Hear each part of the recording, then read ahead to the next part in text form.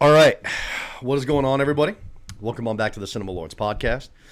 This is going to be our Last of Us episode 2 recap. An episode that's been very highly hyped. Talked about a lot of places, saying that this is going to be on the scales of the biggest Game of Thrones episode. It's going to be a massive episode for television. So we're going to talk all about if it met the expectations. I'm joined by my man Luke again today. Luke, what's up, bud? Doing well, brother. Good to be back, and yeah, what an amazing episode of TV to watch. Like that was really well done in so many ways. We'll get all through it, but yeah, pumped that that's what HBO's pumping out these days. Yeah, no shit. The show continues to, for me, it hits everything. It pleases me everywhere. Yeah, Just in Pleasure all all over. in all ways, the show is unbelievable to me. Before we dive into the second episode, though, last week did episode 1. Couldn't schedule out, no worries. But just general thoughts on that first episode. What'd you think of episode 1? Yeah, it was a great way to get back into the world again. I didn't fully rewatch leading up to watching season 2, episode 1, but did my research, made sure I remembered everything that was going on. And, Yeah, hit a little YouTube recap. exactly. But yeah, got me right back into it. I think they pulled off the 5-year gap nicely, which is definitely tough to do, especially when they were only working with a couple of years there.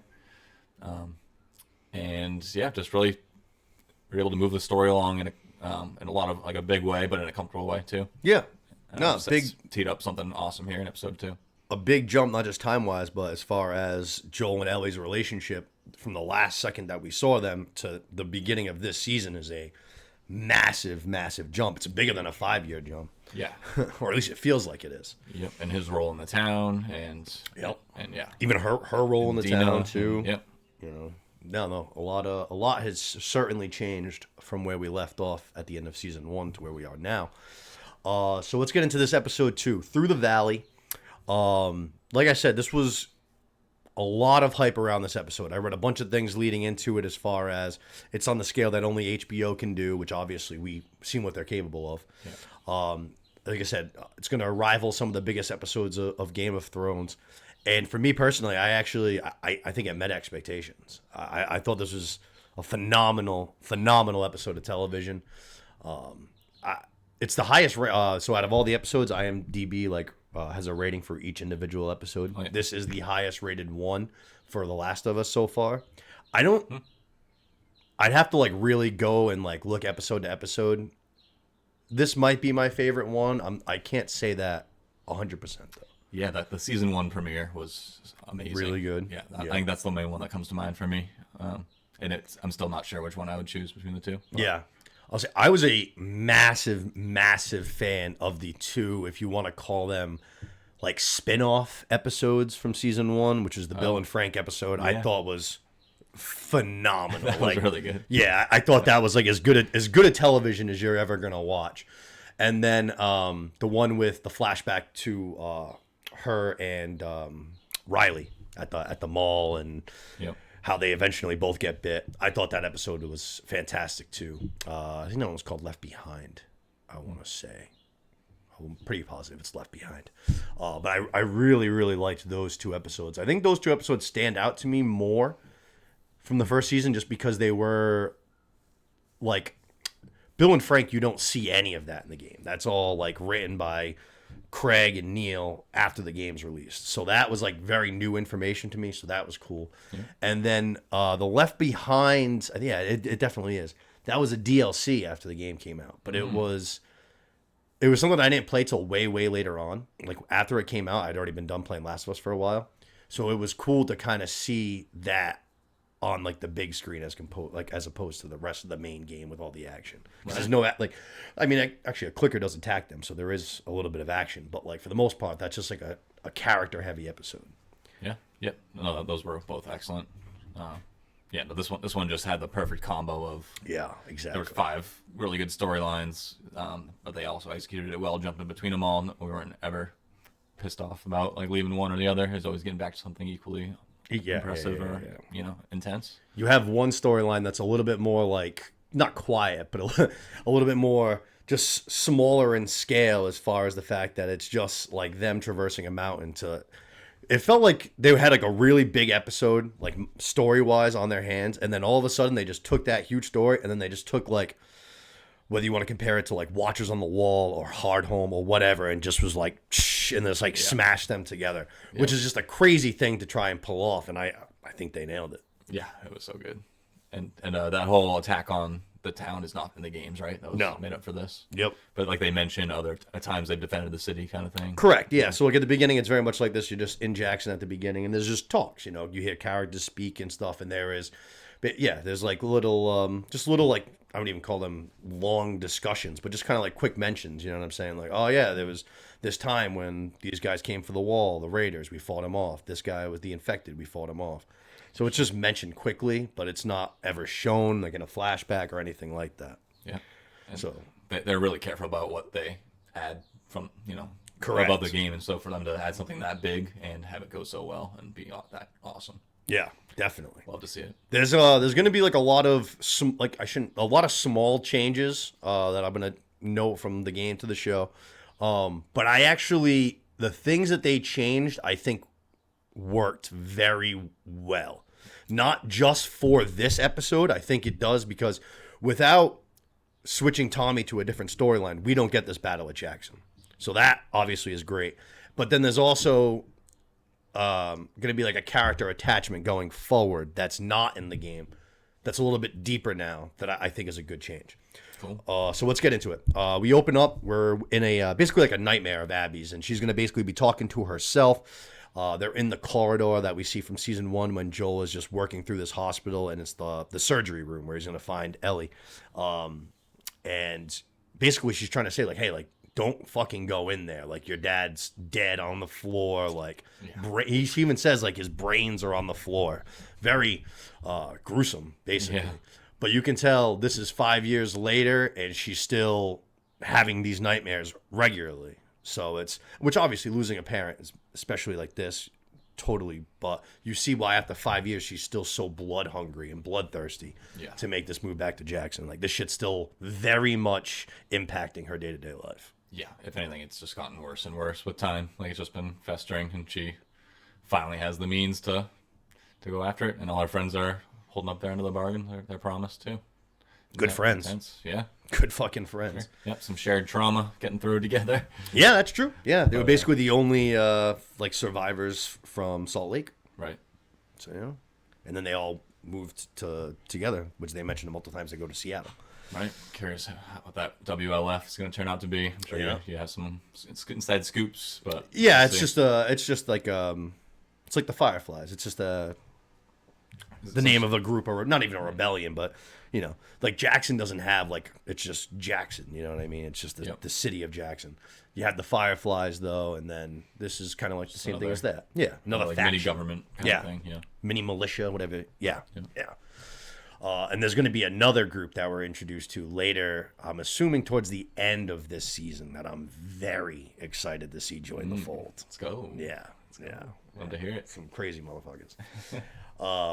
But this was a cool thing that they opened up to with this little nightmare, and they jump right to her, and they are at a location that's become kind of like very well known as far as like the Last of Us universe, which is the Lodge.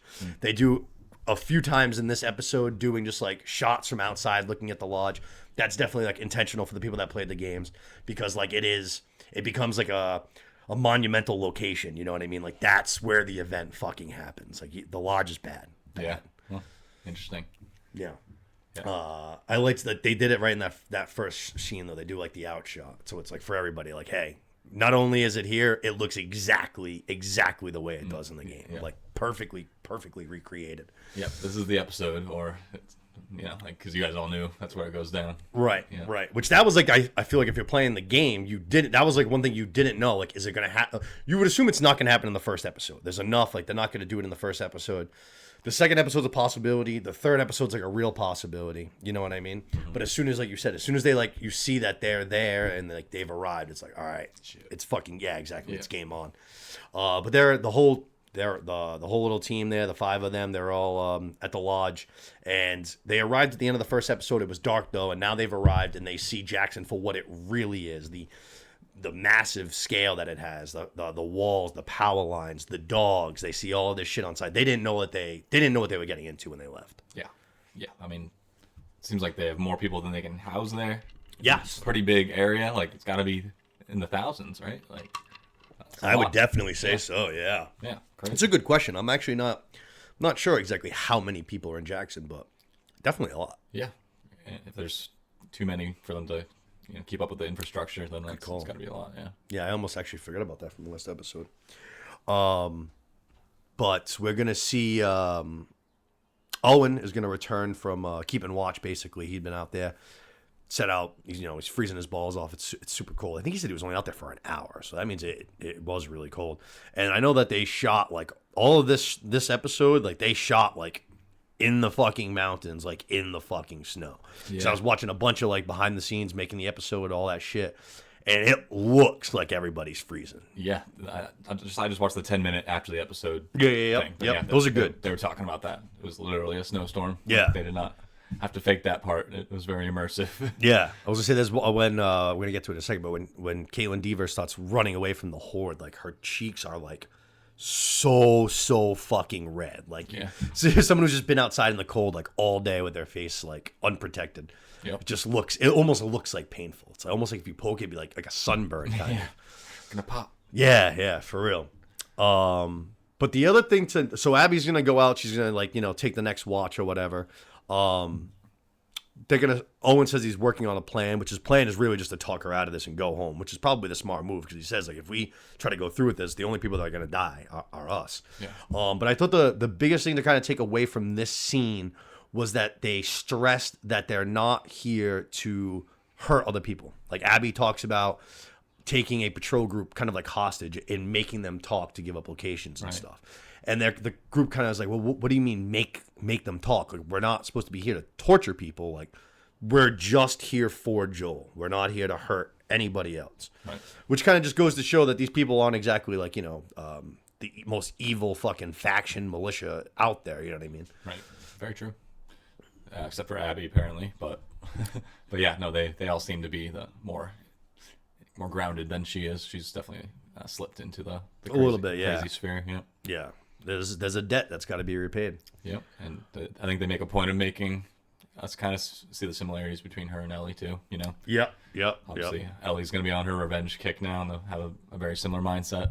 There's one big one that when we get to it, I'll mention. But there's one big line that was very, very intentional to show some similar not similar characteristics, but similarities, not just in characteristics, but their storyline.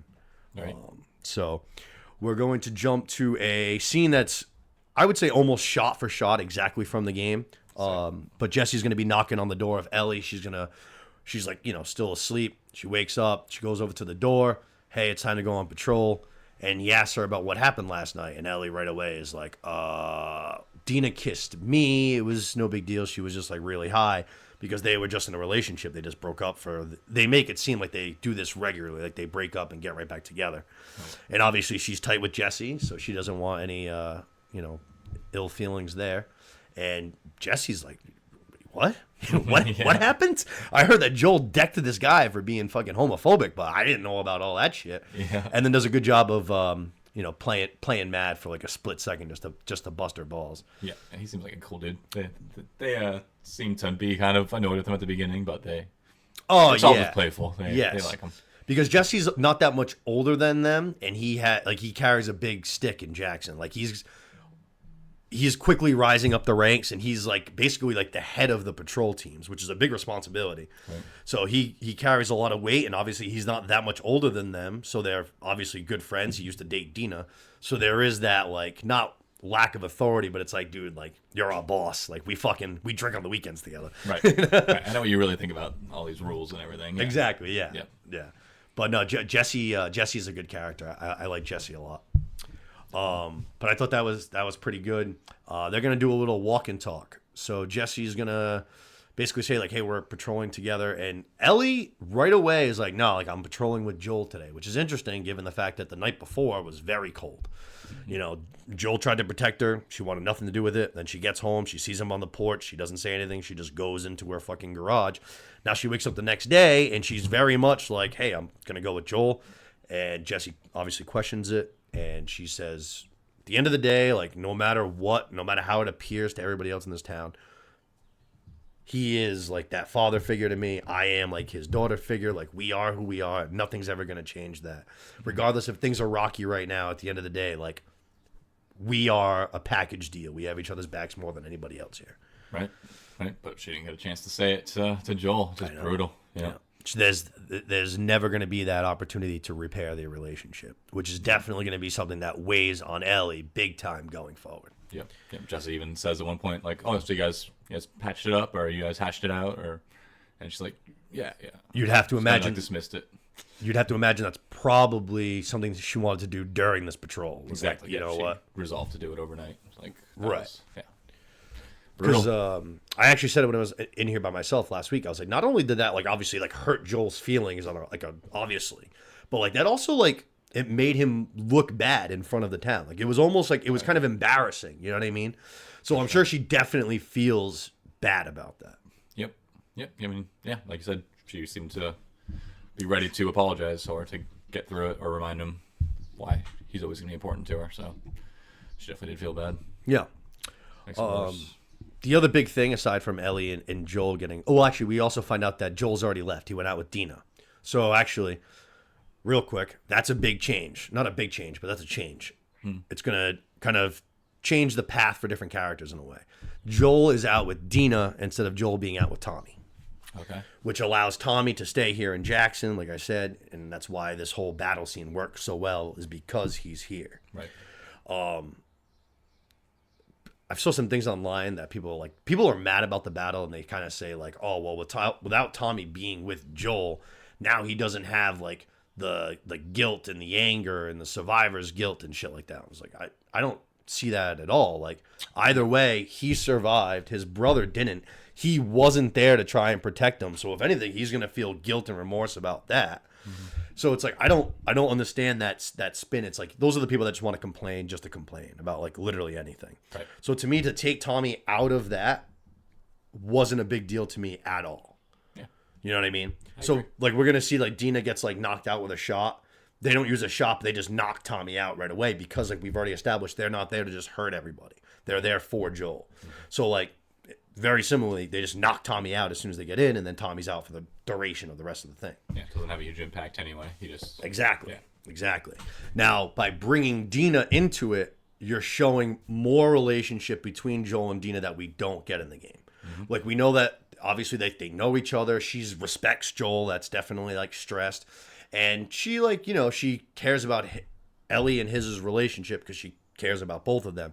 But I feel like them going out together and experiencing everything they're going to experience this episode together was a good move as far as tightening their characters a little bit. And I think it makes Dina a little bit more invested going forward, as opposed to in the game, her only not her only, but her big push is Ellie. Like Ellie's going to go do this, so I have to go because I love her. Right. Whereas now I feel like there's a little bit more of like, I was there. I couldn't have done more.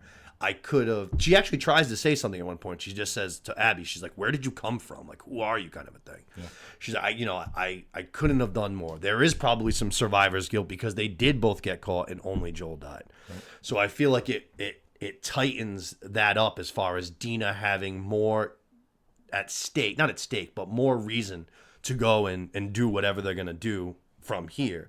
You know what I'm saying? Definitely agree. Yeah, well said. I think that's 100%. I didn't know that it switched up like that from the game, but yeah, she has all the reason to do that, and he even compared her to Ellie at one point, like, she's a respectful girl, like why can't Ellie be like that, you know? And so they definitely were kind of push that angle a little bit, that she's the other adopted daughter, kind of. Yep.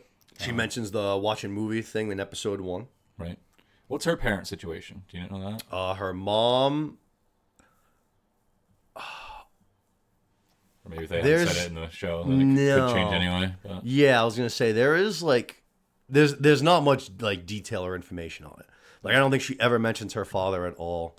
We can probably assume then. Yeah, I don't like to do like I don't think anything I'm really saying matters. She mentions she has like a sister who was very religious. They're Jewish. So at one point she like references like the Torah and how like her family has survived like generational shit, and it seems like Ellie almost doesn't even know what like the Holocaust is. Really? Yeah. I don't know if they ever mention much about her family stuff. I know there's like one specific like event that she explains that's involving her mom, but I don't think she says like what the outcome happened with her mom. So I don't know. Yeah. But I very much get the impression that she doesn't have any family. Right. Very much get the impression that like the people of Jackson are her family. Yep. So just another reason for her to latch on to him. Yeah.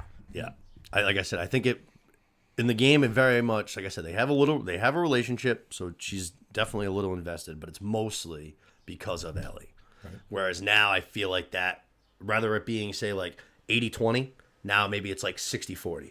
You know what I'm saying? Which I think is a good thing. Yep. Which I think is a good thing. For sure. The other big thing, now that I'm trying to stay with one thing to the other, before they leave for patrol, is Jesse says that on one of the patrols, somebody found basically like a infected, like frozen, like halfway under, like under the snow, and they kind of started shoveling basically, and they found a few more, and now they're gonna kind of push that, but they don't know. It could be a horde of 30, and he says it could be thousands, and Ellie kind of scoffs at it. Joke's on you. Yeah. It's literally thousands. Literally. Yeah. Crazy. They were doing a pretty good job defending too, and it still just would not stop.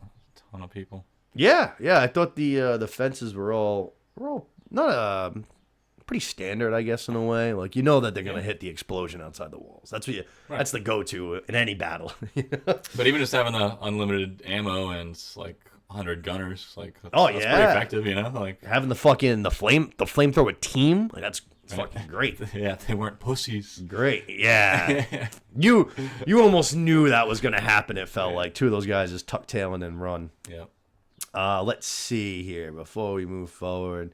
One more thing that's taken basically like line for line, basically right from the game, is Maria's going to force Ellie to go talk to Seth real quick. And he's going to apologize for the things he said, gives him steak sandwiches. Ellie literally says, yep, the exact same way. Maria grabs the sandwiches. Cool. And I'll tell you, as far as looks go, the guy that plays Seth in the show looks exactly like the Seth in the game. I wouldn't even be surprised if they use like his digital plant for the face and they just brought him back for the show. Like, that's how much he looks like him. That's cool. Yeah. A few characters are like that, right? Like a couple. Yeah, like Abby seemed pretty close. We're gonna get into more Abby stuff. Abby, that casting, as much as I'm loving the first two episodes of this show, this Abby casting I knew it wasn't gonna work for me, and it's not working. Oh no. It's not working for me. All right. It's just not. I said it to Holly, I was just like, I know you haven't played the game, but I was like, in no world should I, who played the game, be watching Abby and in my head thinking, my girlfriend would absolutely ragdoll this fucking bitch across the room. Yeah. Like, she would just be fucking dragging her around, just smacking her on the head like a little toy. Yeah. I was like, that shouldn't not be the case. Fair. It should be like the polar opposite, where it's like, please, please, please, please don't die. I don't want to fight this bitch. All right. As a full-grown man, I don't want to get into that shit. Like, please, can we just go home? Yeah. So, right. She's Diesel in the game. She's sick. Yes. Yeah. Which, like, is a double-edged sword, because I heard Neil Druckmann, the creator of the game who works hands-on with the show, talk about this. But basically, because you play as Abby for half of the game. You play as both Ellie and Abby. Okay. If you're going to be playing as two different characters, you do have to have two separate ways of playing the game. Mm-hmm. You know what I mean? So Ellie's smaller, so she uses more stealth. She relies on her quickness, her speed. Yeah. Abby is very much the opposite. She is a powerhouse. Like, she is a brute force, which makes sense in the fact that you want to have two different playing styles. But it also, story-wise, does play like into Abby's character. Like, there is that intimidation level where like people like look to her because she is a good leader, but also because they're like a little bit afraid of her. Yeah. You know what I mean? Like, she does, like, you see her and you're like, fuck, like, she's gonna be a problem. You know what I'm saying? Yeah. I'm with you. I think one little thing I didn't really recognize when it happened, but just when she was punching Joel 500 times, it did seem like maybe she was a little too like scrawny and like not quite pulling that one off. My biggest thing was actually we're kind of at it now, is when she so Abby's on lookout, she's on patrol, she's about to head in because she's also freezing, and she just happens to like hear some horses, and she notices that fucking Dina and Joel are making their way not too far down. So she's gonna like slide on after them. I think we skipped a couple things, but we'll move around. We'll jump around. She's gonna slide on down after them, kind of trying to get in pursuit, and she's gonna fall into like a little like almost like a cemetery, a graveyard of infected.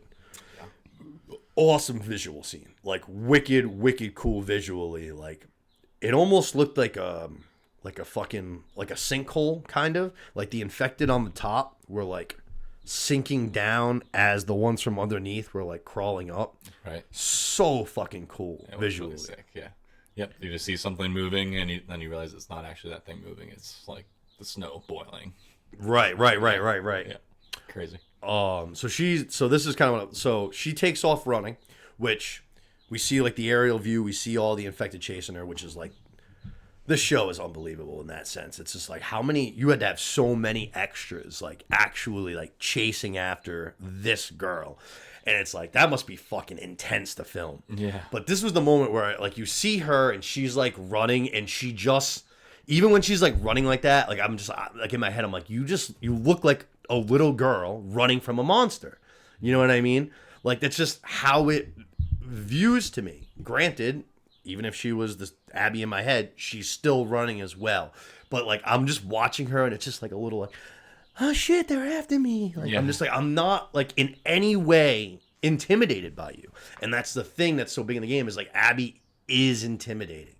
Like, you know what I mean? Like I said, it's like you come across it and it's like, fuck.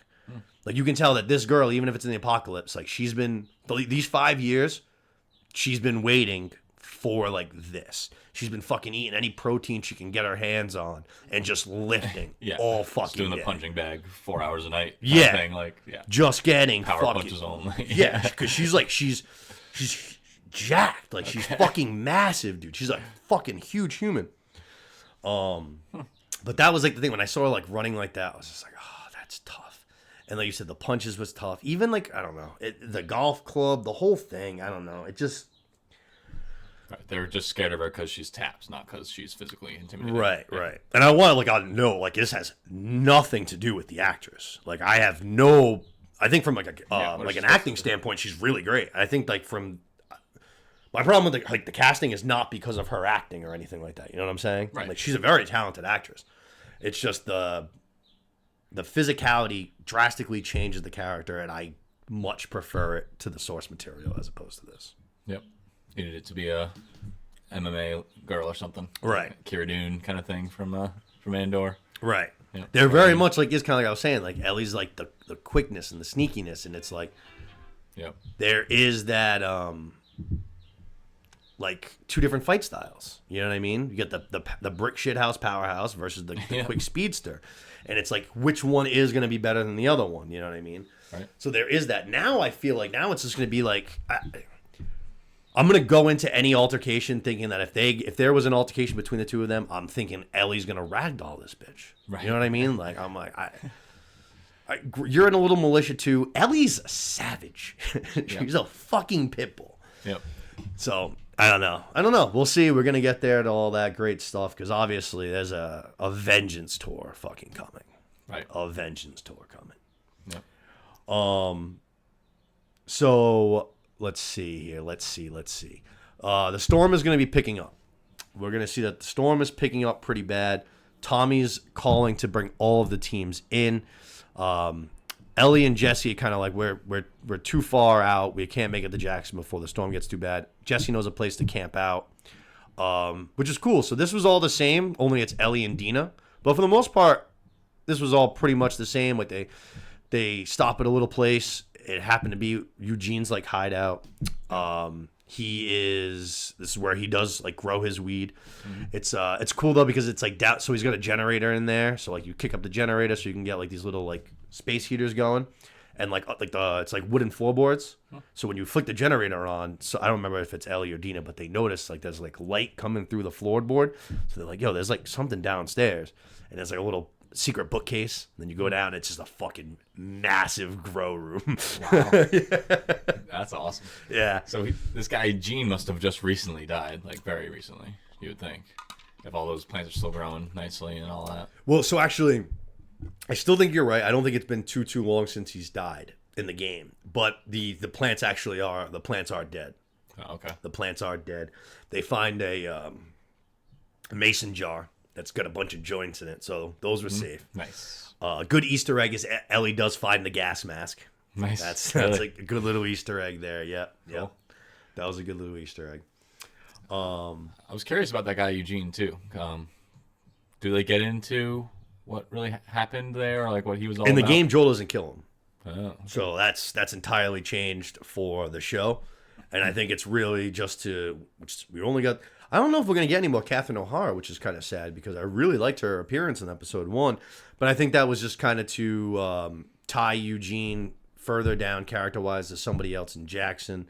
Makes more sense for Catherine O'Hara and Pedro Pascal's conversation.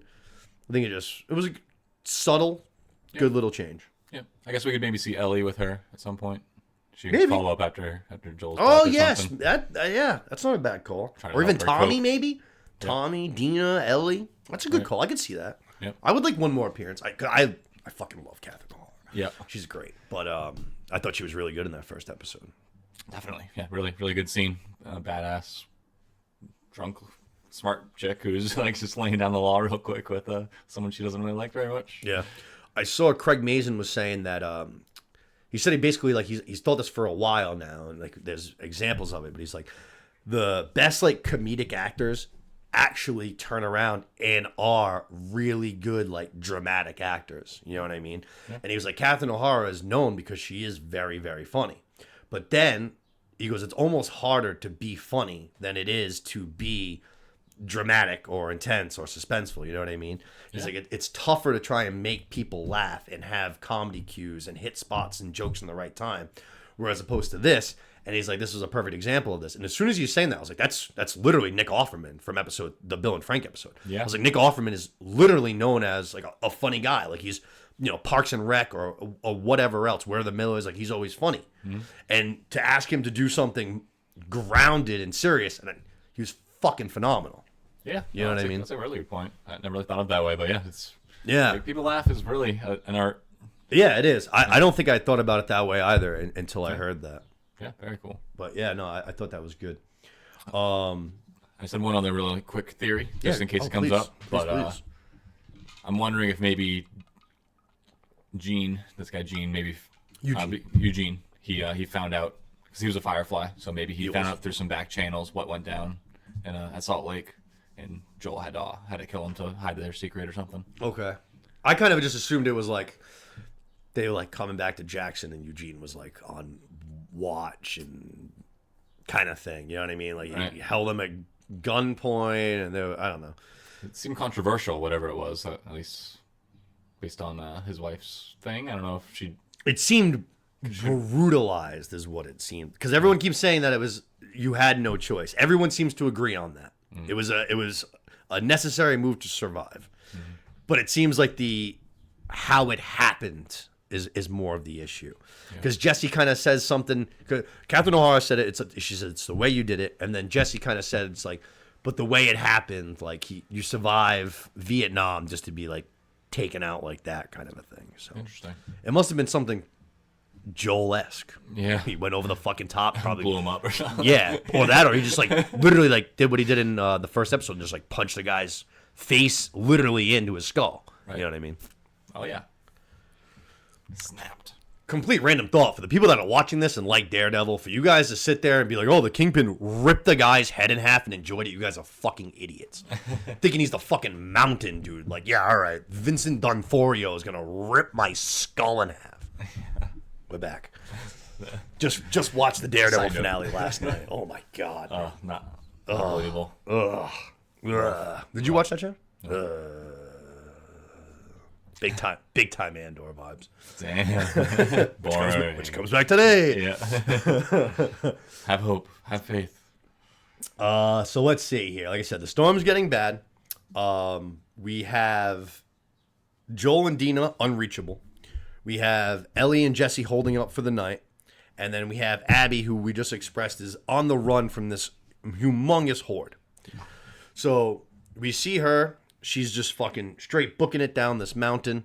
And eventually she's going to get to like a little, I don't know, some kind of a little building. She hops a fence. And then we have this awesome recreation from the game where she kind of thinks she's okay. She's like, I got over the fence. Like, I can't see them. Like, we're good. I'm good.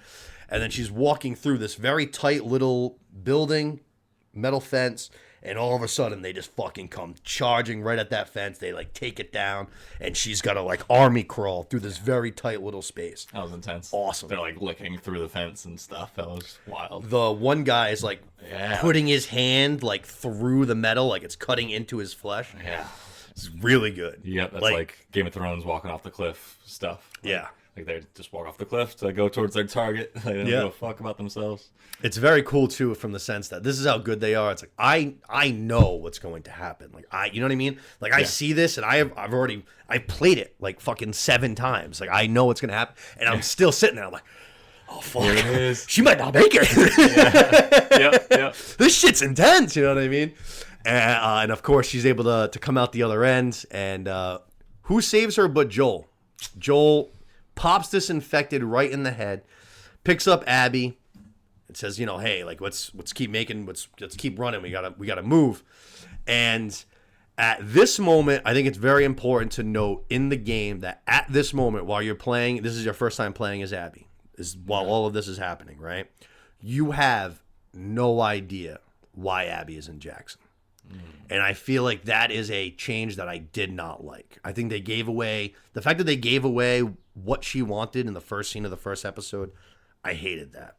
Yeah. Because there is such a, like, Joel's death becomes even more at a shock when you don't know that that's why they're there. You know what I'm saying? Right. Like, if his name's Joel is the first thing that happens, it's right. like, yep. Right. That's Dina. Yes. And his name's Joel. Yes. Like if that is the first moment that you're like, what the fuck's happening right now? Right. Yeah, whereas in the definitely a game, big shock. you have this clash now. It's like the guy that we just played the whole first game, a guy that we know very well, and this new character that we're being introduced to, and is obviously going to be a big part of the story because we're playing as her. Now we're together. Mm-hmm. And it's like, okay, like, cool. Like, where are we going to go from here?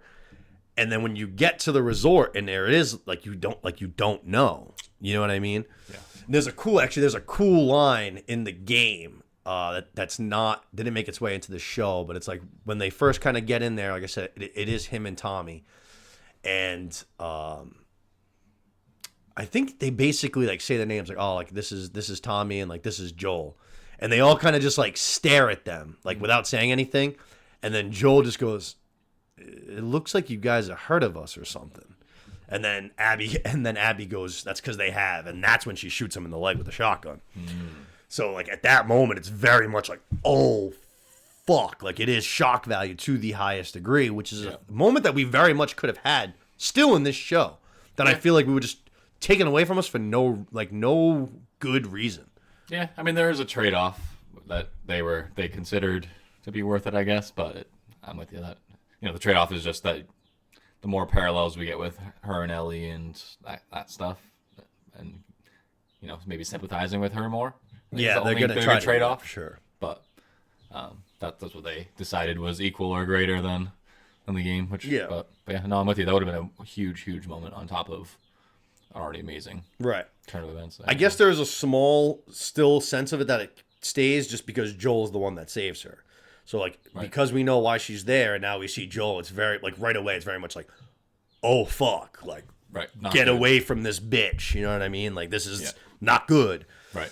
I still didn't think there was any chance he was dying. I was like, this is bad, but it's probably worse for Abby. Like, I don't know. Yeah. Like, Joel's beat Abby. I'm like, what the fuck? So they get inside of a building, and the first, so Dean is the one. She kind of is like, she's screaming from below. And she says Joel. And as soon as she says Joel, the camera pans to Abby. And the first thing that Abby does is go for her gun and realizes that her gun's gone. So right away, you can see the gears are already starting to fucking turn. Right. Now, the snow's coming. Storm's bad. The infected are here. So it's very much like a, what do we do? Joel's like, we got to go back to Jackson. Dina's like, we're never going to make it. And he's like, oh, probably, but like, literally, what the fuck else are we going to do? Yeah. And then Abby's the one that mentions, hey, like, my friends are held up at the lodge not too far up the mountain. And Joel's kind of like, all right, we really don't have any other choice. But like I said earlier, it is good, not good to me, but I like that Dina. I mentioned in last week's episode when I was here by myself that I said like Dina's very much she's able to stop, back up, and look at everything through a bigger scale. You know what I mean? Yep. She is very much like a thinker. She's still a badass. Like she has no problem fucking shit up. But before she goes running in, she's not hot-headed like, say, Joel and Ellie are. Yep. She's more collected, takes a look at everything before, you know what I mean, moving in. Right. So, like, she's the one, not Joel, who's like, where did the infected come from? Where the fuck did you come from? So that I thought was good. And then we're going to basically... Oh, yeah. So they stop moving up the mountain. They go all in agreement. And we're going to see the huge horde chasing them again. And then we see back in Jackson, we ended the first episode with... I don't even know what the hell you want to call it. A collection of branches. Or tumbleweed, if you will. Yeah. That's got like the parasite, the fungus like growing in it. And one of the construction workers at Jackson is hammering away, hits the pipe, hits the thing, and right away he sees what it is. And he's like, fuck, we have that hive mind situation from season 1. Yeah. So he hits that. The one horde that's chasing them keeps chasing them. A second horde forms because of the hive mind thing. Mm-hmm. They start charging down. The original horde still gets the hive mind. So now these two hordes form one massive horde, leave them, and go charging to Jackson. Yeah, they're all fucked. Yeah. Which brings us to something we've already kind of started to talk about, but this massive, massive battle for Jackson, which was so fucking cool. Right from the jump, when you showed the old guy looking through the binoculars, and it's kind of just like white on the horizon, and then all of a sudden it's little figures, black figures, just poking up. It was ripping. And there's so many. Yeah, it was definitely intense. Yep, and gave the Watchers on the Wall vibes. Like, Yep. blow the horn. Yep. 3 for White Walkers. Fucking let's There you go. go. I forgot about that. That's right. Yeah. That's right. And 3. When did they ring it 3 times for White Walkers? Yep. That's right. Good call.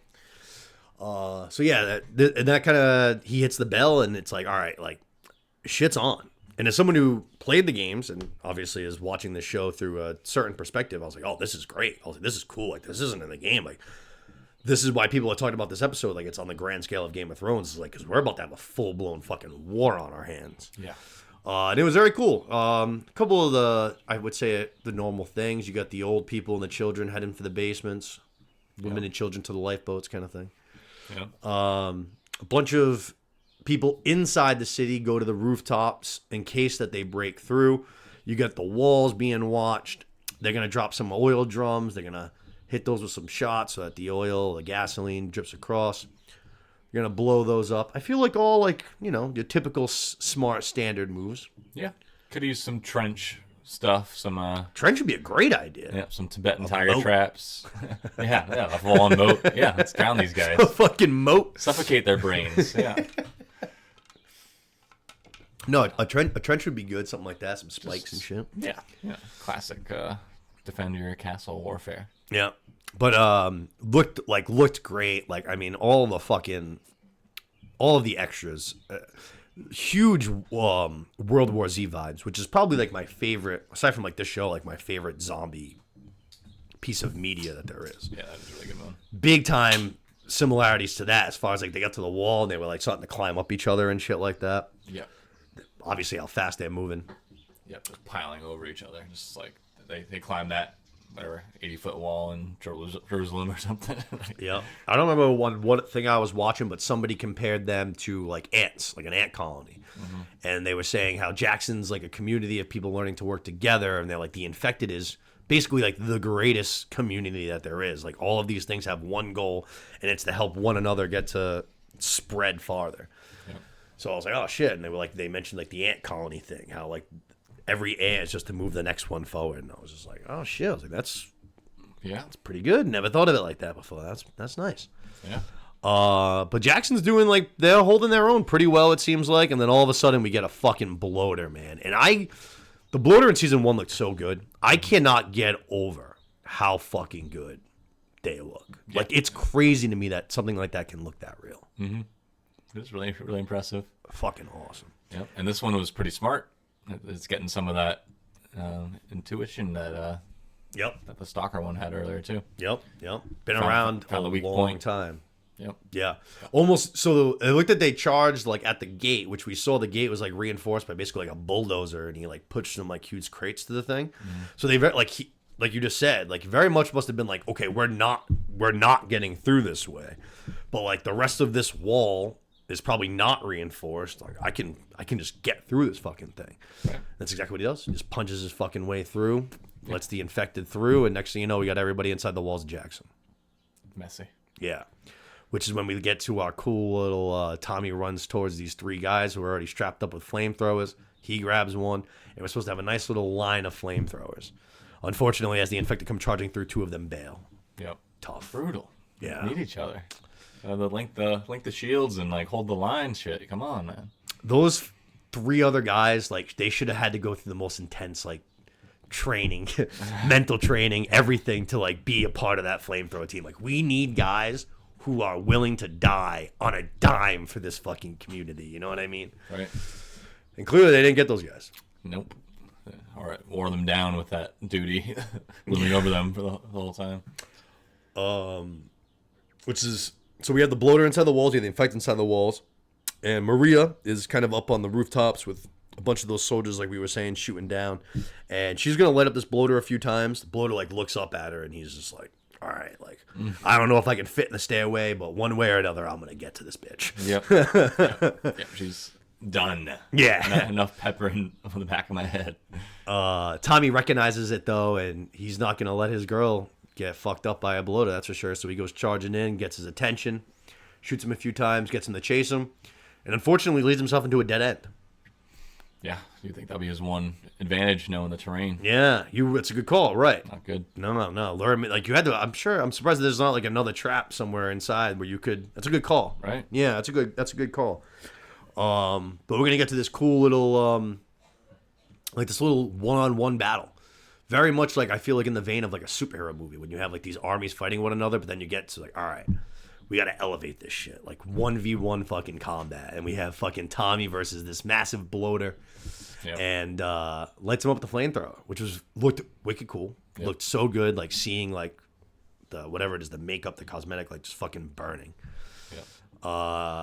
And then Tommy fucking runs out of gas, and it's like, oh shit, like what's gonna happen? I know, like I was like, unless they're making a really, really big change, I was like, nothing can happen to Tommy. Right. I was like, someone's gonna save him, or something's gonna happen. And sure enough, the flamethrower did just enough damage, and he fucking just like burns out. Yep. I mean, I was still worried about him because I think Joel hadn't died yet. But yeah, you knew Joel was about to die, so you're like, no, they're definitely not both going right now. Also, the flamethrower was in the game too, right? Yeah, you can get a flamethrower. Is that like the best way to take out bloaters in general, or? Yeah, honestly, I don't even remember like using it in the second one at all. I think it's definitely in the first one. You definitely, I remember where you get it and everything. It's at the university. When in the first season when like Joel gets stabbed with the baseball bat, yeah, that's like when you get the flamethrower. And honestly, like it's a cheat code. Oh yeah, it's like I'm not using this thing. I was like, back into a dead end hallway and yeah, it's literally unfair. You just like light them up on fire for a second, they like fall, and they just like burn, and like they rarely get back up. The big ones you just have to hit for like 6 seconds. You know what I mean? Yeah. Very, very much a cheat code. You want some stabs, some handgun. Yeah. Well, even exactly. like guns aren't even a big thing, right? Because it's all like managing your resources. Oh yeah. As far as like because you don't get like a ton of ammo, so you got to try to pick your spots with it. Right. Like you got to try to not if there's two infected, there's no reason really to pull out your gun. So you want to try and sneak up on one, fucking stab it, fucking. Like you have like less than 100 bullets for the game, kind of thing, or. Less than 100 bullets. That's an interesting question. I'm just trying to get a gauge. Is it like 25 bullets for the game, or is no? Honestly, like 200. 100's probably like a little low, but not like crazy. That's actually like a really good question because you don't get a ton, but you also like don't get a little. If that makes any sense, you know what I mean? They want you to feel okay with using them, but right, still ration them. Yeah. No, that's actually like a good question. Probably, I would say over 100, maybe You're under 200. You're a loot guy too, right? So yeah, you probably found more than other people. Yeah, I'd say like over 100, but under 200, maybe. Okay. Yeah, that's cool. I like those kinds of, realistic limiting things in games. Yeah. I mean, it's a big as far as like they showed it last week with like beer bottles, like bottles and bricks are like a massive part of fighting and how to get around. Like if you have, like I said, if you have like two, it's like, all right, let me fucking sneak up on one, stab it. When I stab it, the other one's gonna get alerted. Huzz a bottle at it, it's gonna be fucking dazed, and then I charge it and fucking stab that one too. Nice. You know what I mean? Yep. It is very much like you gotta plan your attacks. Even if you're fighting 4 or 5 and you know you're gonna have to use your gun, you want to take out 1 or 2 before you have to use your gun. You know what I mean? Yeah. That kind of explains too in the first episode why Ellie was trying to just manhandle this clicker and stab it to death. Like, come on, like Yeah. you're right there. Like you're just getting too cute right now. But Yeah. it is trying to carry that vibe from the game where you're limiting. You have limited resources. You're trying to use them wisely. I think it is always like goes back to like especially like with Dina stopped there. Like even though you only heard 2 initially, it's like you're on the top floor. Like you don't know what's below you. You don't know what's like to the right of you. Like if you shoot a gun, maybe there's fucking 3 more infected that are like half asleep in this building, and that gunshot wakes them up. And the next thing you know, you're getting charged by 3 fresh ones. Yeah. You know what I mean? I think in every circumstance in this world, game or show, every chance that you can get to not be loud, you have to take. You know what I mean? If you can fucking sneak up and stab one, you gotta do that, as opposed to the opposite because you don't know what's coming. Yeah. Especially in the game because there is no hive mind thing. So I feel like noise is an even bigger thing as far as like them hearing it and coming charging at you. Right. It's your main weakness. Right. Yep. Yeah. You're very aware. Yeah. Yeah. So let's see. All right, like we said, Abby convinces them to go up to the lodge. She hops on a horse with Joel. They start heading up, and this is the first time that you see Joel look back at Jackson, and he sees that basically like Jackson is on fire, and like he needs to turn around and go back. He's trying to say that, and now Dina's really like, we really can't go back. Like we've already started going up. The storm's crazy. I'm already like having hypothermia. Yeah. Like we can't go back, and Abby's like we're almost here, and she even tries to play like my friends have guns, like we can help you fight card. So now we finally get to like the big climax. You know what I mean? We fucking we're gonna get to the lodge. Yeah. They all arrive. Everything's very cool, calm, collected at first. It's like, hey, let's get everybody inside. Let's get everybody warmed up. Abby even says to Owen, she goes, help them too, as far as like warming them up and shit goes, which she seemed a little surprised by, which made me a little bit confused because you don't know it's Joel yet, and you've also made it abundantly clear that we're not here to hurt people that aren't Joel. So wouldn't his natural reaction be to help them? You know what I'm saying? Like Abby's clearly okay. She's not afraid of these guys. She's not under attack by them. Like they come in like a friendly fashion. Right. Yeah. You're express that we're good people. So why would you be like hesitant to help? Doesn't make a lot of sense. I mean, it definitely affected me as a viewer. Like, still holding out hope that maybe she forgives him because he just repaid the debt and saved her. But hopefully there's more to it than that. But it seems like that might be the only purpose, just to make the viewer hopeful one more time that she might actually care about them or have forgiven him enough to just talk to him first, at least, or something. I remember definitely screaming that at my TV the first time I played it. Like literally just being like, I just fucking saved you. Yeah. What are you doing? Yeah. I think he says that too, right, Joel? He does. Yeah.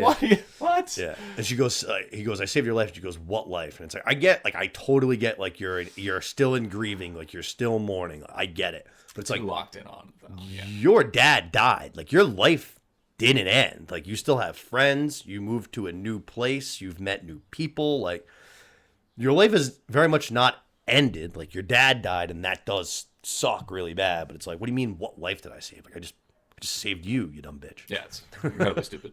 Yeah. But sure enough, we're gonna have Abby. She pops Joel in the leg with a shotgun, instantly has them tourniquet it. They put Dina to sleep. And now Abby is going to kind of finally have like her moment to say all of the things that she's been wanting to say for the last 5 years, which is a great, when she like, before she grabs the golf club, she goes to start talking again. And Pedro Pascal says like, just shut the fuck up and get on with it. Before that in the game, like right before she's still kind of talking to him, he goes, what does he say? He goes, why don't you just give me whatever speech you have rehearsed and we can just get on with it. Nice. Which is like, it's so true. It's like, you can it's like, you've been thinking about what to say for these 5 fucking years. Yep. I got nothing on you guys right now. There's no one that can help me. Exactly. I am so fucked. Just do it. And we're going to get to 2 moments that I love from Pedro Pascal in this. So actually 3, actually, now that I think about it. Right before he gets shot, he looks back at Jackson one more time from the lodge, sees it on flame. Mm-hmm. So one of Joel's last thoughts is like, is Tommy okay? Which reminds you and everybody else, if some people don't remember, that's actually where Joel's story started. Mm-hmm. Joel's story did not start with Ellie or getting Ellie across the country. He was looking for a car battery so that he could go and find Tommy because he hadn't heard from him in months and he was scared that something happened to his little brother. Sure. And now that same fear is happening again, like in his final moments. Mm-hmm. Powerful. Tough. Yeah, exactly. Which is something you don't get in the game because Tommy's with you. I thought that was a nice touch. Yep. Had to flex that new power that they had for storytelling to not be limited to, even though they did to 3 different people in the second game, maybe. Mm-hmm. It still starts with Joel. That's still limiting compared to what they can do here. So. Right. Yeah. I thought that was like a really good touch. I feel like it shows, and you could see like how worried he was because Pedro's so good. Like you can see the emotions on his face, and it's like, oh man, that's gonna make it like that much more tough. Especially because I know what's exactly about to happen. Right. So she shoots him. We get that whole thing, and before she gets the golf club, she says back to the same thing as far as we don't harm people who can't defend themselves. But this is an exception to that because I think we can all agree that there are some things in this world that are just fucking wrong. And the camera goes to Pedro Pascal and you see him very not like a big nod, but like a little minor, just like nod of the head. Mm-hmm. And it's like he gets it. Like he understands this world. He's been here since the beginning of this. Like he knows how this shit goes. And I'm sure when he fucking was going through that hospital, murdering Firefly after Firefly, in the back of his head, he knew someday that this could happen because that's the fucking world that they're living in now. Yeah. And I loved to see, like, I thought that little nod was so good. Like Joel gets it. It's a good catch. Yeah. Okay. That's powerful. Yeah. I thought that was really, really good. Yep, and it's like that's what I would do if I was in your shoes. And exactly. I don't blame you. Yep. Right. Exactly. Yep. That's exactly what it's and like. I think I'm a good guy, so you might be a good person too. I think if you asked Joel and you said, like, are you a good guy? He'd very much say no. No. He's a bad guy who's done good things, but I think very much at the end of the day, like, he's... But he did try to defend his actions with Ellie. He said that she's like, the psychotherapist was like, tell me what you did to her. Like, he's like, I didn't do anything wrong. I fucking saved her. Yep. No, he still thinks he did the right thing. Yeah. Yeah. No, he absolutely did. I think it's very simply comes down to, like, he does not give a shit. That's what it comes down to. He's like, if you were gonna, I could save all of humanity or I can save just her, then fuck humanity. Like, they all die. And he's okay with that. But I think that nod shows that he understands and accepts that there are repercussions for that choice. There are fucking things that happen because of the decisions that you make. Yeah. And he gets that. Yeah. So I thought that was great. And then we're going to have... so Kaitlyn Devers gets the golf club. She starts, like, beating the shit out of him. The leg shot. We see her, like, just punching him in the head a bunch of times. Ellie's going to show up. She goes to go, like, barreling into the room. And we have Manny, played by Danny Ramirez, Falcon. Mm-hmm. He is able to, like, kind of, like, catch her, pushes her gun up. She shoots nothing. They kind of, like, throw it to the ground. She gets a nice little slash in with a knife, though, before they throw it to the ground. And right away, Manny, like, goes over, like to shoot her. And Owen's the one that stops her for the first time. It's the first time he stops her. Yep. And it's very, like, even in that moment, especially, like, once you know what's going to happen, it's like, you shouldn't have stopped them. Yeah. Yeah, you should have just let him fucking do it. Yep. Slightly excusable. Just like a rage reaction. Yes. Not discussed by anybody or anything. but now it's a big issue. Yes. Oh shit! You know one thing I forgot to mention. I was talking about comparisons earlier a little while ago. I said I mentioned one. Abby says to Joel, she goes, "When you killed my dad, I was 19." That's how old Ellie is right now. Yeah. Like Same age, both losing father figure. Yeah. So yep, that's huge. yeah, I thought that was a good little touch. Yeah, that could have been part of Pedro's nod too. You know. Like, Yeah. Ellie's also got that same spark Yep. that you're freaking sparking right now. Right. It all comes around, and she's been suffering with this for 5 years, and you're immediately putting that exact same thing onto somebody else now. You're taking that pain and you're just putting it onto somebody else's shoulders. Ellie says it, right? I'm gonna fucking murder you. Oh yeah, it's great. So Ellie comes in like we said. She gets like pinned to the ground, and we see Pedro Pascal with fantastic makeup, which is another thing that I saw. Craig Mazin was talking to the head of the makeup department, and he said like. Basically, he was just like, obviously, I've already asked you to do so much in season 1. He's like, I'm going to ask you to do so much in this series as far as the clickers and the infected and all of that. And he goes, getting Joel right, getting Pedro's face right in this scene is the most important thing that we're going to do on this show. Do not fuck it up.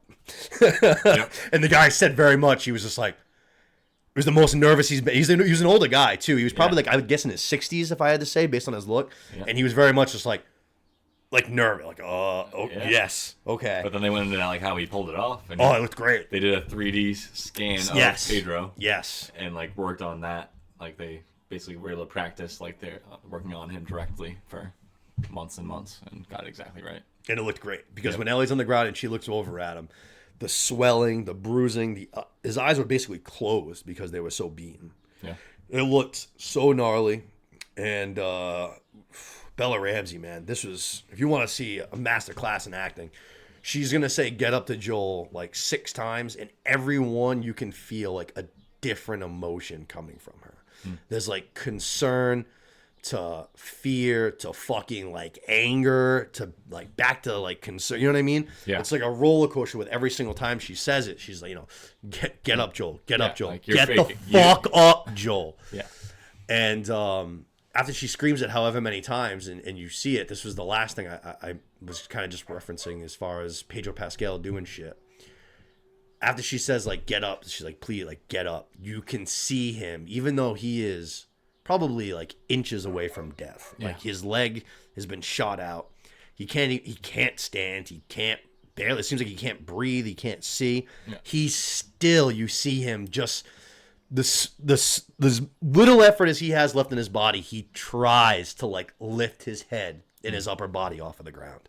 Yeah. And it's just like, dude, this is the toughest motherfucker in the world, but it's like the love he has for this girl is so fucking overwhelming. Yeah. And that's something like you don't get that little like almost lift in the game. And I was like, dude, I'm watching this and I know what's gonna happen. And I was like re-anger, like I'm shaking in anger all over again, like at what's happening. And I hear her and I'm like, oh, my heart breaks. And then you see him try to do that, and I was just like, oh man, I was just like, this is tough. It's getting a little dusty in here. I was like, the love that this guy has for this girl is it's overwhelming. It's intense as hell, yeah. Yeah. And then, not to overshadow Ellie at all, but that is sourced by his love for his daughter and his wife, like, and all that too. Like, it's just this stacking of these traumas on him, you know, like, and it just makes it worse and worse, and where he's wanting to do more and more shit. And yeah, and then now all that gets stacked on Ellie. She's got all that grief and all that trauma that she's now trying to release the energy of. Crazy. He was dead for so many years. He was dead for like 20 years, and then Ellie comes along and completely like gives him a reason to live. Literally like changes everything about his entire perspective, life, every single thing. And now that he has that back, it's like, I will do anything at all costs, whether it's murder 18 fireflies and a doctor, which, mind you, in the game, murder the doctor, those 2 nurses that are in there, you can absolutely murder. I've murdered them 50 times in 50 different ways. Yeah. He really should have done that, because those 2 bitches were rats. That's true. That's true. And the only reason that they knew anything about him was because of those 2 fucking nurses. You should have killed them too. Yeah. I've done some horrible things to them. The game lit them on fire. does make you kill the doctor, though, right? The game makes you kill the doctor. Yes. You can't save Ellie till you've shot him. Yeah. Or stabbed him. Oh with a yeah, scalpel light him or on whatever. fire. I have used a flamethrower to kill him a few times. Yeah. Yeah, and the nurses actually. Yeah, definitely lit them on fire a few times. Yeah. But yeah, you gotta take them out, man. You can't have any witnesses, which is not like any loose ends, which is exactly why we have The Last of Us 2, is because loose ends are not cut. Yeah. They are gonna fucking finally say like, all right, like other people are showing up. We already had to drug this girl. Now this girl's here. Like we need to get out of here. Stabs him with the golf club, which is fucking awful. Like in the game, she just like caves his skull in, which is basically as awful. But I don't know, something about like the stab through the. She does it like slow too. You know what I mean? Yeah. Like she goes like right over to him and kind of like puts it like right to his neck, and then just kind of like. Yeah. It's not With like a jagged, like ripped in half, right. 6-iron shaft. Yeah. It's nasty. Yeah. And then they are basically going to walk right the fuck out, but Manny is going to try to go back again, and Owen stops him a second time. Mm-hmm. And now it's really like, this girl just saw like what we did, and she literally just said like, I'm going to fucking kill all of you. You're all fucking dead. Mm-hmm. And it's like, might not be a bad idea to let this guy fucking pop this girl. Yeah, does this look familiar to any of us? Yeah. Fucking crazy bitch whose dad died? Exactly. Right. Yeah. And sure enough, they're going to leave her there. They're going to leave Dina, who also saw all of their faces and all of that shit. They're going to leave the both of them behind.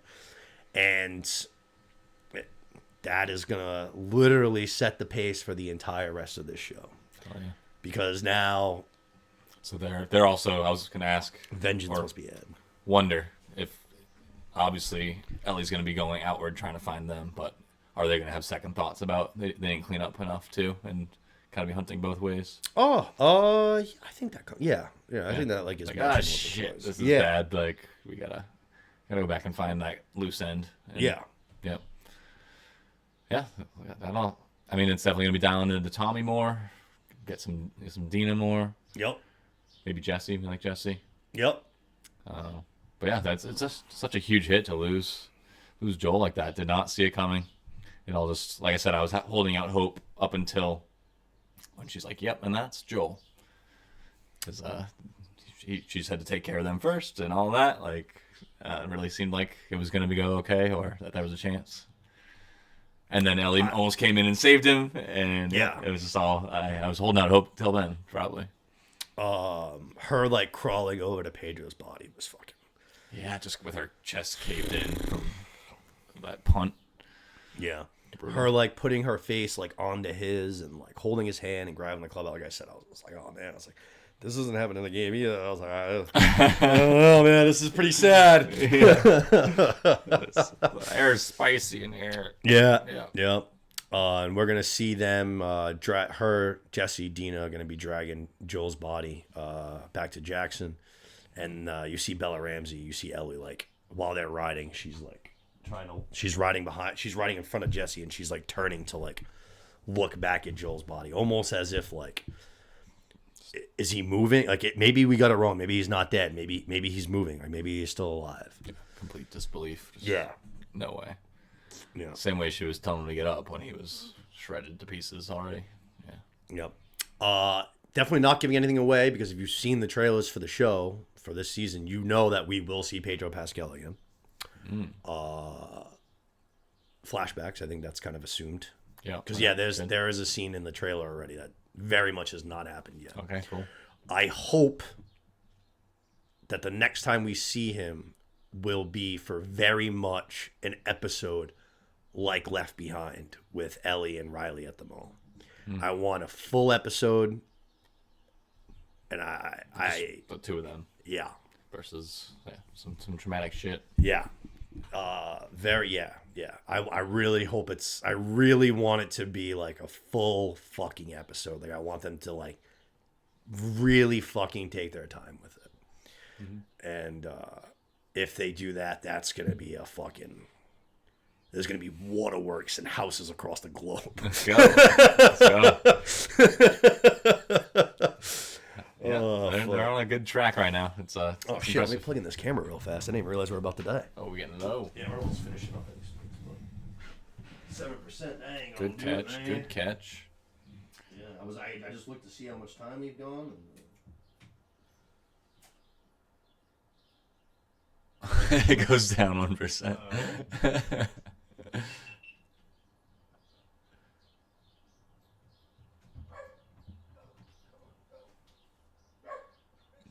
There it is. Green means go. Let's go. All right. So we're pretty much wrapping up now, anyways, because we just covered the. Her walking back to Jackson with dead Joel on the back of the horse. That's Right. much the end. Yep, and then obviously the Seattle group is heading back to Seattle. So a massive episode with a ton of hype. I think it met the expectations. I think that this is the kind of thing that I think that only like HBO can really do. I think Netflix is getting closer to that when you see things like Stranger Things, because Stranger Things is like really high budget, but it's still not like the things that HBO does. Like HBO started this shit, and they're still a step above everybody else. For sure.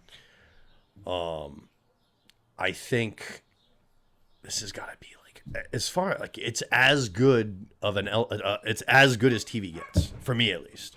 It gave you everything. Like, you fucking laughed, you fucking got scared, you fucking cried, you saw some action, you're like, oh fuck, that was cool. Like, you went through all of the emotions, I feel like, watching this episode.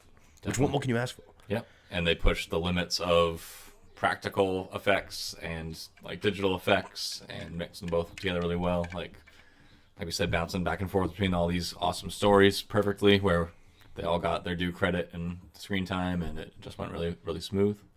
Surprising the audience. Again, props to all the people that played the games and didn't spoil it, for me at least. I'm assuming a lot of other people were able to make it through without getting spoiled. Yeah. About Joel. No, So it seemed props like, to those people. especially the people that we know directly, it seems like everyone was able to stay like spoiler free. Yeah, I think So that's just a credit to how great the game was to people, that they wanted to save it for their friends. You know. yeah. I mean, it was. Can't spoil that. Like, enjoy it, dude. My sister and Seth texted me like right after. They were just kind of like, really, and I'm like, yeah, man, like that. State like this is the kind of thing like Thrones, where like they want to like you, they want you to feel like anybody can go at any fucking time. And I think that they showed some of that, like not some of that, they showed that in the first season. Like, you're introduced to Tess right out of the gate. Tess goes pretty fast. You meet Bill and Frank. You have a whole episode with them. They both die. You meet Henry and Sam. Meet Henry and Sam. Cool. Sam gets bit. He gets killed. Henry kills himself. Riley gets killed in the mall. Like, people fucking drop in this in this world. Yeah. And this is just another example of that. And I'm not going to spoil anything, but all I'm going to say is It's not over. just That's the world. Yeah. no one's safe. Just watch the show knowing that nobody is safe. Yeah. I mean, you just rattled off like 10 people.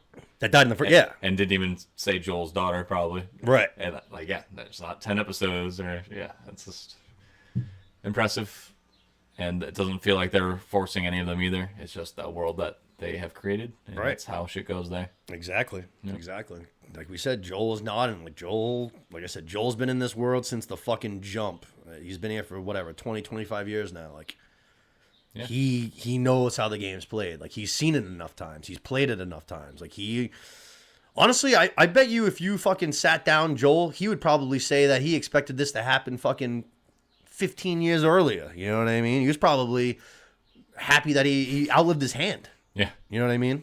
Yep. Because he's been collecting debts on all the other people doing desperate shit for a while. And He's hinted at the things that he's done. Like, he's very clearly not proven, but he's expressed that he's done bad things to people that didn't necessarily deserve it. Yep. You know what I mean? Like, he did what he's had to do to survive, and some of that has been fucking ugly. Yep. The trailer for this next episode shows a lot of grief, a lot of mourning. If I had to guess, that they're gonna probably really spend the majority of the episode in that the immediate fallout of Joel's death and how it impacts Ellie and Dina and Tommy and by association Tommy's wife Maria. We're gonna see how it impacts them in different ways. And if I had to guess, I think they'll probably spend. I would imagine probably basically the whole episode doing that. Yeah. I would think Picking up the pieces. is that like mixing that with also like the planning, like Yeah. where, like, what are we doing, where are we going, what are we setting up to do, who's going, like I think there's going to be a mix of that. Yep. And with Ellie about to leave to go on the mission or about to assemble a crew or whatever. Right.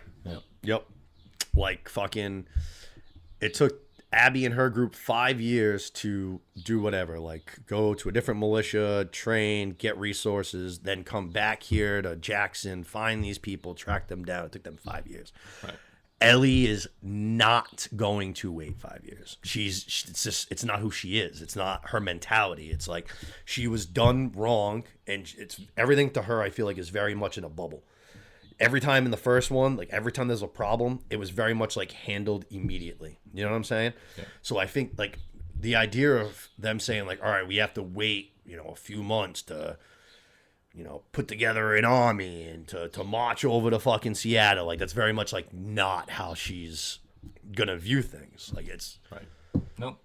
Later, guys. Like see you over there. yeah. Yeah. I'm with you. I think it's gonna be a heater of a season. Yeah, I think so too. Only 7 episodes, so we're already fucking So basically a third, almost the way through it. season 1 covered pretty much the whole first game, right? The entire first game. But I think they're already doing at least a third season. Yeah, this is split into 2. So okay, so Which you have to this do. game is split into 2. Yeah. Okay. Yeah. This game is just so much more dense. Like it's easily double the gameplay time. Like easily, there's just so much more to go through. Right. As I'm sure everybody can imagine, like we're not done like learning about Abby. Like there's a lot. We're gonna learn a lot more about her character, where she's been the last 5 years, where she's going now after Jackson. So we're gonna see a lot more of her. We'll see more of her friends. We'll see more of those people. Again, I don't think it'd be much of a shock, but especially the Owen guy who very clearly seems to be the one that's closest to her. Yep. And then we're going to get, obviously now, with losing Pedro Pascal, everybody else is going to have to like take a little step up. Dina's obviously going to be a massive, massive character. Yep. Tommy's going to be a bigger character. Jesse is going to be a big character. So Yeah. Love it. I'm curious. I have like an idea or two on where they're going to finish this season. You know what I'm saying? Like during the break. But I think that's like for me the biggest question right now that I'm thinking about the most is where are we gonna take a break before the next season, Right. and hope to God that it's not like a long hiatus. Like, let's get back to work. Let's go. Let's get these people back in. Right. Yeah, we'll see. I mean, maybe they didn't rush to this point, but it felt like they rushed to Joel dying. They could, like you said, they could have done a few more episodes or killed him halfway through or whatever. But now that it's done early, they must have some story to tell here. They're gonna. I would dive say into some shit. the game takes between 20 to 24 hours to play. Joel dies in the first 2 hours. Wow. Yeah. You don't even, when you're playing the game, you're not even like complete, because obviously there's a lot of like cinematic too, especially in the beginning. You're catching up on the last 5 years and you're seeing Jackson and all that. Yeah. So there is like a lot of clips, you know what I mean? But then like you don't even really totally like get grounded into playing before all of a sudden it's like you're like, oh, I'm playing with a new character. Like this is interesting. Like I wonder like what I'm gonna do with this girl.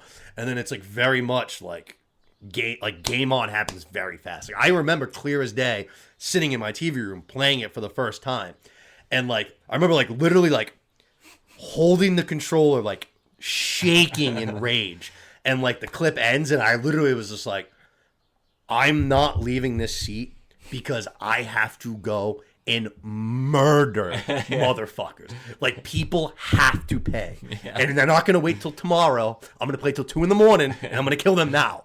I will not sleep. I will not eat. Yeah, Yeah, exactly. yeah. Ellie mode. Exactly. Hell yeah. Um, That's shows why they should have made it into a show and why they did. Yeah. That's awesome writing, and just, you can tell. like, thank God that it's HBO, that Neil Druckmann wanted to work so hands-on, that they found a guy like Craig Mazin who loves the source material so much that he wants to stay so true to it. Because we see time and time again now with these fucking video game adaptations, and they're fucking brutal. Fallout was good. Fallout was good. really good. I'm excited for season 2 of Fallout. But then you look at, like, fucking the Halo series on Paramount. Yeah. What a fucking abortion that show was. Yeah. Assassin's Creed. Assassin's Persia. Creed, Prince of Persia was fucking awful. There's been so many, I feel like, at this point with it. Mario was good. Oh my God. Mario actually really was, like, really good. I fucking love Mario. They've done, like, they did the Mila Djokovic, like, 5 movies for Resident Evil. They did the Netflix series, and then they did a reboot movie. Yeah. All of it has been pretty bad. The reboot movie was horribly acted with some people that don't deserve to be acting at all. But at least it stayed the truest to the source material, where even though the acting was so bad, I was still like, you know what?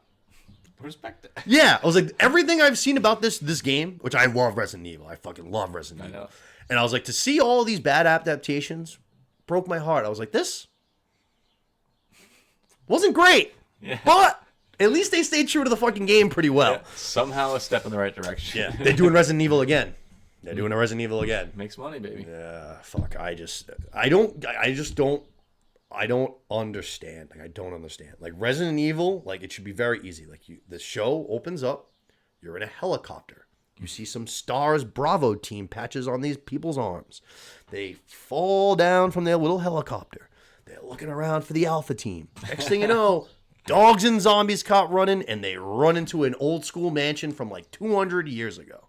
That is the opening 15 minutes of any good Resident Evil adaptation. That's it. If I don't see that, I'm just going to be like, all right, I don't need this. I'm just going to shut it off. I don't need it. Stick to the formula, baby. Stick to the formula. Yeah. Do what fucking Last of Us is doing, because it's fucking phenomenal. I know so many people have no clue that it's a video game, care about video games, and they're like, this show's fucking incredible. Very cool. Which goes to show how good the games are. I mean, Neil Druckmann's a genius. Yeah. He's a genius. Yep. And love his involvement through the production. And like you said, the respect from the producer or creator for each other. Like Yep. they both work back and forth. And He's the guy from, he does the Uncharted's. Same Let's guy. go. Yeah, yeah. That movie was not great. It was fun. Yeah, that's yeah. Did you watch that movie? I've seen it yet. Yeah, I was saying it wasn't great, but it was like a good time. Like it's a movie theater movie. Popcorn, soda, shut your brain off. Oh, cool. For all audiences. Yeah, exactly. Little family fun. You got anything else? No, I don't think so. I scanned through. I had some questions for Nick section, but it seems like it's. Oh yeah, like you kind of mentioned how they did more like non-linear storytelling in the game, and they kind of switched that up here. They're kind of really just going start to finish now. I thought that was interesting. Already in pre-production for season 3, so I was wondering if you thought they were gonna have any new material that they had to push in there, or you think it's just gonna be covering those 2 games and that's it. Yeah. There's no third game coming out or anything, So or really like trying to enough, simultaneously release them both kind of thing, or Druckmann recently was interviewed. They asked him, and he said that there was no story in place for a third game as of right now. That he was working on other projects. Then there was one of those leaks, like the hacks, like the GTA one that like announced that GTA 6 was coming in like 2025, and they had a bunch of like files that were code named and what you could make of them. There was recently not